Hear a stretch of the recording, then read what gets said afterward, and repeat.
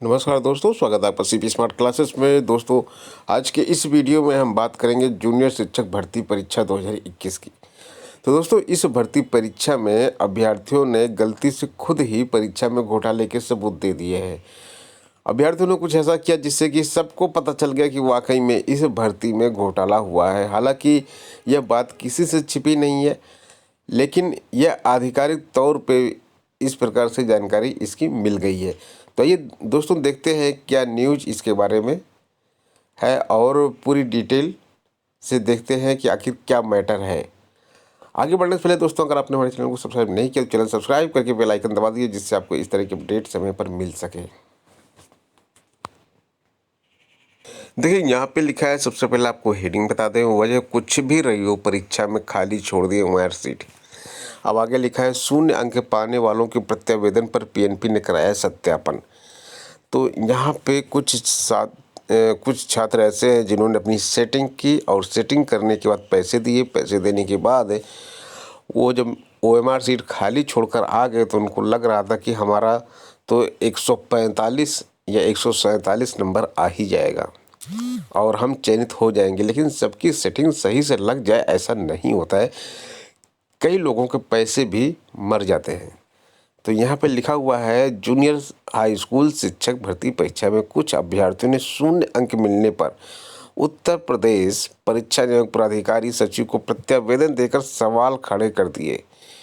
कुछ सफल हुए अभ्यर्थियों ने कम अंक मिलने की शिकायत की। उनका दावा है कि सत्यापन कराने पर उनके कुछ अंक बढ़ जाएंगे, जिससे वह मेरिट में ऊपर हो जाएंगे। प्रत्यावेदन पर जांच कराई गई तो 20 मामले सामने आए, जिसमें अभ्यर्थियों ने रोल नंबर भरने के बाद ऑप्टिकल मार्क रीडर यानी कि ओएमआर सीट को खाली छोड़ दिया था। भैया, जब ओएमआर सीट को खाली छोड़ दिया और जिससे भरवाना था उसने भरा ही नहीं और खाली ही रह गई और आपके पैसे भी चले गए, तो अब आप प्रत्यावेदन दे रहे हैं कि ओएमआर सीट पे हमारे 0 नंबर कैसे आ गए। आप तो फुल कॉन्फिडेंस में है कि आपने तो पैसे दिए हुए हैं, आपको तो 140 प्लस मिलना था, लेकिन ये 0 कैसे हो गया, क्योंकि आपका काम ही नहीं हुआ है। तो ये केस इस तरह का था और वहीं पर 20 करीब केस इस तरह के मिले।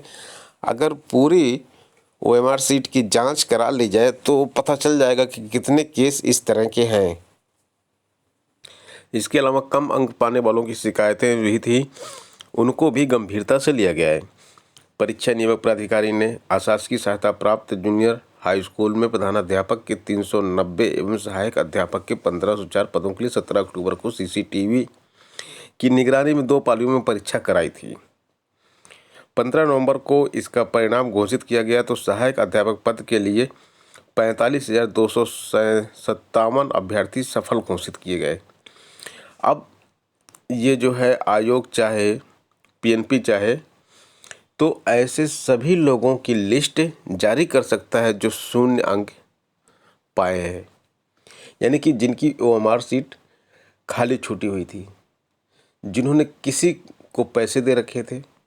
और जब इन छात्रों को पकड़ा जाएगा तो ये ज़रूर बताएंगे कि किसको इन्होंने पैसे दिए थे, किससे सेटिंग की थी।